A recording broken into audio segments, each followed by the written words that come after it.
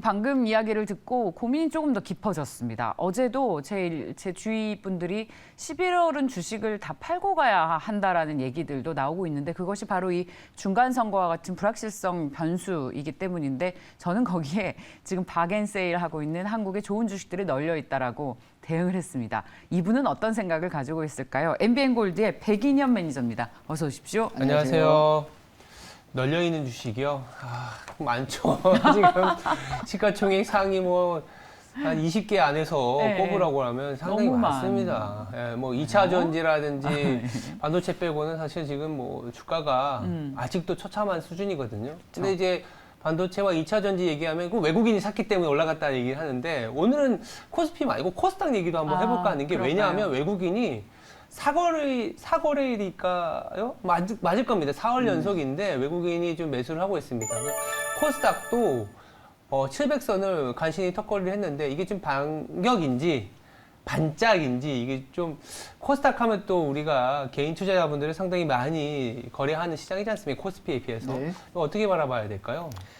일단 최근 외국인 같은 경우는 매매 동향이 좀 명확했습니다. 네. 지난 10월 달부터는 외국인이 코스피 대형주 위주로 거의 이 거래일을 제외하고는 거의 순매수를 보여줬고요. 대표적인 종목으로는 삼성전자 가장 많이 샀고 그 다음으로는 삼성 SDI, LG 에너지 솔루션, 포스코 케미칼 등 2차 전지 종목 쪽으로 이제 집중을 했는데 반면에 코스닥 종목으로는 매수하지 않았거든요. 네. 근데 외국인이 코스닥으로 유의미하게 매수세가 들어온 거는 지난 10월 13일 코스닥이 650포인트를 찍고 바닥을 찍고 반등을 하면서 이제 들어왔는데 10월 14일부터 최근까지 가장 많이 매수했던 종목을 보니까 역시 2차 전지 양극재 업체인 LNF였습니다. LNF. 그리고 두 번째 종목으로는 피부 미용 의료기기 업체인 제이시스 메디칼이었고요. 일단 최근 외국인들이 매수했던 전략의 키 포인트는 실적이었던 것 같습니다. 일단 2차 전지 같은 경우는 제가 방송에서 나와서 말씀드렸지만 2023년 내년도 가장 실적이 확실시되는 종목이고요. 그리고 반도체 쪽은 내년 반도체 업황 회복을 기대하면서 삼성전자를 매수를 했던 것 같고 같은 관점에서 봤을 때 외국인들의 최근 매매를 통해서 우리가 이제 투자 아이디어를 얻어야 되는데 개인 투자자들은 2차 전지 쪽은 많이 올랐어요. 많이 맞아요. 올라서 일부 많이 오른 종목들은 차익 실현을 했으면 좋겠고요. 차익 실현. 네, 일부 차익 많이 오른 종목군에 한해서 차익 네. 실현을 했으면 좋겠고 조정 시 재매수하면 될 것 같고요. 그리고 반도체 업종 쪽은 이제 한번 자세하게 지금부터 얘기를 해볼 텐데 제가 최근까지는 방송에 나와서 반도체 업종은 내년 초부터 반등 여력이 높다. 네. 그 근거로는 중국의 코로나 봉쇄 정책이 내년 초부터 회복될 가능성이 네. 높고 그리고 미국의 기준금리가 내년 초 2월 달 또는 3월 달에 마무리되면서 네. 이제 추가적으로 반도체 업종이 살아날 가능성이 높다고 말씀을 드렸는데 조금 유의미한 변수가 하나 생겼습니다. 네. SK 하이닉스가 3분기 실적을 발표하면서 투자 축소를 발표했고요. 그리고 감산 정책을 발표했는데 반대로 삼성전자 같은 경우는 인위적인 감산은 없다라고 말을 했죠. 따라서 외국인 같은 경우는 그럼에도 삼성전자를 매수하면서 삼성전자의 주가는 굉장히 좋았고요. SK 하이닉스 주가는 반대로 하락을 했죠. 그럼 향후 이제 반도체 업종이 어떻게 움직일지 한번 살펴봐야 될 것 같은데요. 예. 일단 결론부터 말씀드리면 현재는 이제 반도체 생산에 대한 치킨 게임 때문에 삼성전자 주가가 퍼포먼스가 좀 더 좋고 하이닉스는 조금 안 좋다고 하더라도 결국에는 반도체 업황이 좋으면 같이 상승하고요. 반도체 업황이 나쁘면 같이 하락하게 되어 있습니다. 과거 사례를 한번 들어보면 과거에도 2007년도 반도체 메모리 업체들 간에 이제 치킨 게임이 한번 벌어졌었는데 그때 당시에 2007년 4분기 하이닉스가 영업이익 적자로 전환했습니다. 이후에 2008년도 내내 적자를 기록을 했고요. 치킨 게임 과정에서 글로벌 주요 업체들이 도태되면서 파산한 기업들도 있고요. 결국 살아남은 기업들은 삼성전자와 하이닉스 그리고 마이크론 이렇게 빅3가 살아남았는데 당시에 치킨 게임에 누가 이기든지 간에 상관없이 2008년도 주가는 내리 하락을 했습니다. 연말까지. 따라서 이번에도 당장은 주가 괴리가 있지만 삼성전자와 SK하이닉스 결국 업황이 반등해야지 살아날 가능성이 높다 이렇게 말씀드리겠습니다. 알겠습니다.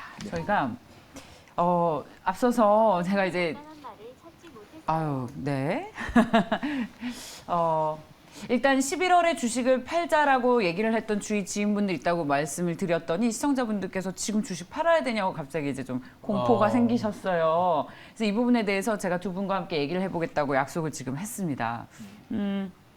이제 왜 주식을 파냐면 시장이 나빠서가 아니라 너무 많이 차익 네. 2차 전지 같은 게 아까 일부 많이 많이, 올라서 오른 거 차익 실현 정도 하자는 그리고- 얘기인 것 같아요. 그리고 저희가 또 중간선거 불확실성이 있는 만큼 더 싸게 살 기회가 올 거기 때문에 그것 때문에 지금 일단 팔고 가자라는 얘기를 하고 있는 건데 대체로 지금 시장은 지켜야 된다는 의견들입니다. 이 부분에 대한 먼저 매니저님의 생각을 짧게 듣고 다음에 종목 얘기를 좀 넘어갈까 해요. 일단 뭐 말씀하셨듯이 제가 그 2차 전지 같은 경우는 일부 오른 종목에 대해서만 차익 실현하자는 거고 그 외에 이제 아직 덜 오른 대주전자 재료나 뭐 ENDD 같은 ENDD? 네, 추가적으로 음극재나 이제 뭐 관련 종목들은 네. 추가적인 상승 여력이 아직까지는 있다고 보고요.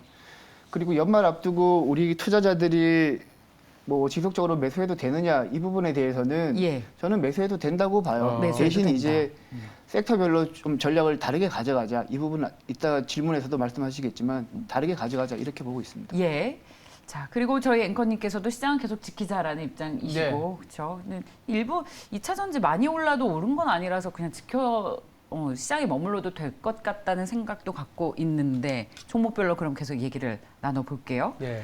자, 시장에 머물러도 되는 종목 어떤 게 있을까 저희가 찾다 보니까 원래는 어제 원자력 발전 관련주들이 굉장히 많이 올랐잖아요. 네, 맞습니다. 근데 이것도 늘 또 정책에 따라서 워낙 변동성이 심합니다. 그래서 원자력에 대한 얘기를 하려고 준비를 했는데 장 끝나고 나서 갑자기 우리 빈살만 왕세자가 한국에 온다고 네, 맞습니다. 단독 보도가 나왔습니다. 그래서 어제 관련 주식들이 네옴시티 관련 주식들이 굉장히 많이 올랐잖아요.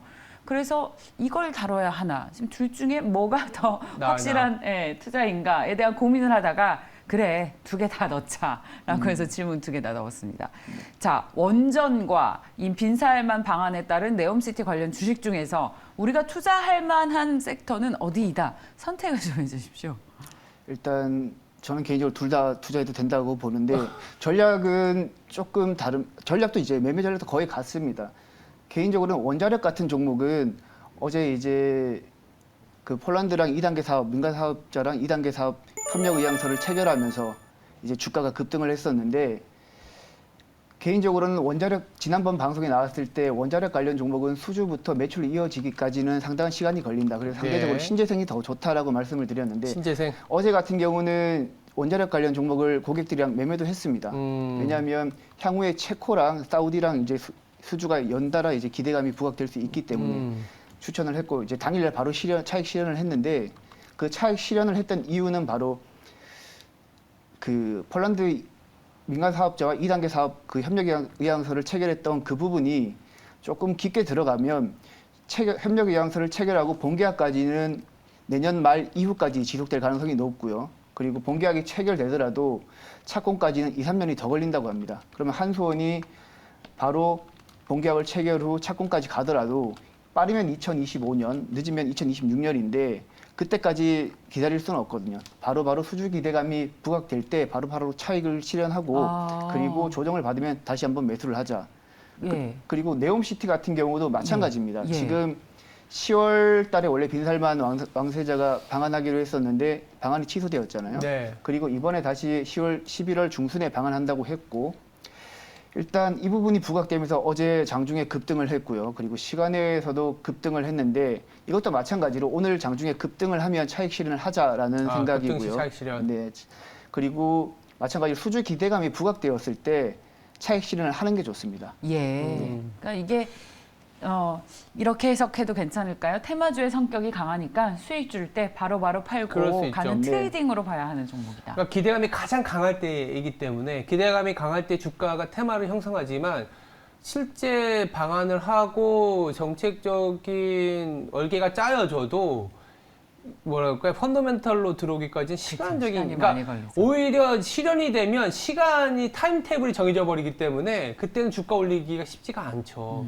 그리고 좀 저는 약간 기울 수 있는데 이게 빈살만 왕세자 온다 했는데 또 안 올 수도 있어요. 맞아요, 우리가 맞습니다. 예전에 시진핑 방한한다고 2년째 얘기했는데 한 번도 오지 못해갖고 중국 관련주는 별로였잖아요. 이렇게 누군가가 오는 거에 대해서 내지는 어떠한 이벤트에 하나에 어떤 집중해서 매매한다는 건 상당한 변동성이 있지 않겠냐라는 생각은 들어요. 지금 같은 장은 수익을 극대화하는 장이 아니라 손실을 최소화하고 맞아요. 지키는 그게- 장이기 때문에 맞아요. 조금은 안전하게 매매하는 게 더 좋을 것 같아요. 정말 그 말에 동의합니다. 제가 늘 2차 세암이라고 2차 전지 많이 가지고 있어서 엄청나게 수익을 많이 내는 줄 알고 계시는데 저는 지금 저희 종잣돈을 지키는 거에 주력을 하고 있고 왜냐하면 그 종잣돈 저희 시드머니가 마디 지수가 있을 거 아니에요. 예를 들면 뭐 100원이면 100원, 1000원이면 1000원. 그게 훼손이 되면 원금을 회복하는데 어마어마한 시간이 걸리는데 그렇죠. 그걸 지키면 복리 효과로 계속해서 돈은 불어납니다. 스노우볼 효과를 기대하고 주식을 길게 하는 거라서 저는 그거 지키는 게 중요해서 2차 전지로 방어하고 일부 현금은 가지고 있고 뭐 그런 전략. 어떻게 저도 MBN 골드 매니저로 충분할 것 같습니다. 예, 그런 알겠습니다. 얘기였습니다. 예. 그럼 뭐 아까 말씀하셨던 원전이라든지 네옴시티는 뭐 약간 상승이나 테마성으로 올라갔을 때 좀 차익 실현하자 네, 이렇게 네. 정리하고 네. 저는 그러면 세 번째 얘기로 좀 더 무게감이 있는 주제인 것 같아요. 네. 당연히 우리나라의 반도체 얘기 아까 첫 번째 질문에서도 얘기를 하셨지만 어제 이제 장중에 조금 이제 언론상에서 아니면 이제 중화권 뉴스이긴 한데 TSMC가 오더컷을 당했다 아니면 오더컷을 네. 했다 이런 얘기가 있더라고요. 네. 최근에 이게 왜 K 메모리의 기지개가 펼 수 있냐 이런 얘기까지 나오냐면 이 중화권 특히 대만 쪽에 지정학적 리스크가 불거지다 보니까 한국으로의 매수세가 좀 더 유의미하게 들어왔거든요. 그러니까 단순히 어떤 그 업황의 펀더멘탈보다 뭐 바닥권이라는 인식은 다 강하니까 TSMC는 하락하는데 삼성전자 올라온 거는 다분히 기업 경쟁력도 있지만 이런 지정학적 리스크에 반하는 얘기지 않겠냐라는 생각이 들어서 이렇게 TSMC가 소위 말해서 고통을 받고 있으면 한국에는 더 반사이익이 있는 거 아니냐 이런 생각도 있는데요. 어떻게 바라봐야 될까요? 일단 어제 주요 내용 같은 경우는 이제 TSMC의 대형 고객사가 3나노 주문을 잠정 취소했다는 내용이죠. 네. 그러면서 이제 삼성 파운드리가 이제 부각될 수 있다라는 이슈가 있는데 뭐 일부에서는 그 대형 고객사가 애플이 아니냐라는 얘기도 있는데 그럴 가능성은 결론부터 거의 없다고 보고요. 왜냐하면 글로벌 시장에서 스마트폰 경쟁을 하고 있는 애플이 삼성 파운드리의 물량을 맡기기는 거의 불가능하거든요. 그리고 이제 남은 업체를 보면 TSMC의 남은 대형 업체를 보면 인텔을 비롯해서 AMD 그리고 퀄컴이라든지 그리고 미디어텍이라든지 이렇게 그 기업들이 있는데 일단 이 중에서 삼성 파운드리가 하나라도 가져온다면 일단 반도체 업황과는 상관없이 삼성전자의 유의미한 반등이 나올 수 있다고 보고요. 그리고 지금 현재 2분기 기준으로 TSMC 같은 경우는 글로벌 파운드리 시장에서 점유율이 53.4% 그리고 삼성 파운드리 같은 경우는 16.5%인데 이 점유율 자체가 뒤바뀌지는 않을 거예요. 뒤바뀌질 가능성은 거의 없지만 유의미한 균열은 낼 수 있다. 이렇게 보고 있기 때문에 투자 관점에서는 충분히 삼성 파운드리 밸류체인 종목으로 접근하셔도 된다고 봅니다. 대표적인 종목으로는 시스템 반도체 디자인 하우스 종목인 가온칩스도 있을 수 있고요. 그리고 최근에 이제 파운드리 포트폴리오 비중을 늘리고 있는 테스도 있을 거고, 그리고 가온칩스랑 유사한 사업을 하고 있는 AD 테크놀로지도 있을 거고. AD 테크놀로지. 특히 이제 가온칩스 같은 경우는 삼성전자가 최근에 ARM을 인수한다고 했을 때 네. 가장 큰 수혜주로 부각받기도 했었거든요. 그래서 가온칩스도 한번 눈여겨보시면 좋을 것 같아요. 가온칩스요? 네네. 오. 네. 이 파운드리 쪽은 우리가 좀 관심을 가질 수밖에 없는데 이게 굉장히 또 중장기적인 내용이다 보니까 그렇죠. 이게 바로 수혜가 될 수 있을지에 대한 의문이 있거든요. 근데 이런 종목들은 그래도 우리가 가시권에 있는 실적을 낼 수 있다 이렇게 보시는 거죠?